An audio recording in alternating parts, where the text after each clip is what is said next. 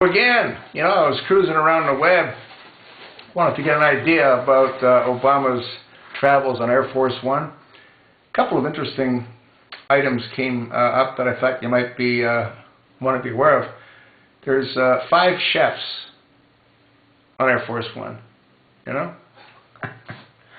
5 chefs. Yeah, and Obama has just crossed the threshold on 800 flights.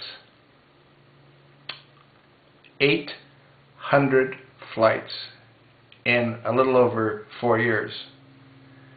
So if he isn't removed from office, it's safe to assume he'll probably fly another 800 times in Air Force One. Now, Air Force One costs $187,000 for every hour that it's in the air. Now that doesn't include the support aircraft, like the F-16s and the C-17s that fly with his limos and the security detail vehicles and all the rest. I'm just talking Air Force One. You think maybe this is nuts? Yeah. 800 separate takeoffs and landings.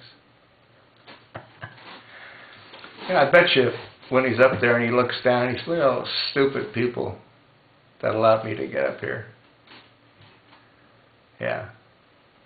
Well, I hate to say it, but it doesn't surprise me that he would do what he's doing. The only thing he's really good at is campaigning and fundraising, Those are the 2 things that the majority of his flights revolved around, other than when he used to go over to see the Saudi Arabian king and kiss his hand and bow down to him, Yeah, this is nuts. I mean, this usurper has got to be dragged out of the White House. This is completely insane.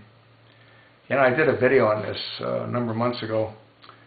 The royal family in England cost the taxpayers, I think it was like $560 million a year. You know what Bozo and Michelle cost the taxpayers a year? $1.6 billion. Yeah. They sort of live a unique kind of lifestyle, don't they? Yeah. Well, I'm hoping it all comes to a blazing end. He's got so much heat on him now. I'll tell you what, he's got to be somewhat concerned. But then again, he might not be, because he's so mentally disturbed that this might not even affect him. He's got the IRS issues. He's got Benghazi issues. He's got this AP issue, where they were sort of monitoring everything that was going on. Yeah, you talk about Big Brother. You ain't seen nothing yet if this monkey's allowed to continue swinging around the Oval Office. What's interesting, too, is there hasn't been any talk about the tours starting up again at the White House.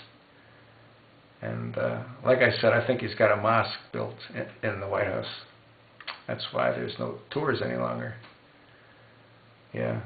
Anyway, it is what it is, and I'm hoping that General Petraeus spills the beans, and I'm hoping that Bill and Hillary start spilling the beans. Obama really put Hillary into the corner. He destroyed any chance that she might have had for 216, because the whole argument there is this whole Benghazi cover-up was to protect the State Department. No, it wasn't. It was to protect Obama. He cannot explain his inactions. He can't explain why there's no record of what he did that evening. None. Well, if you watch any of my videos, you know what I think happened in Benghazi. And I think the truth will come out.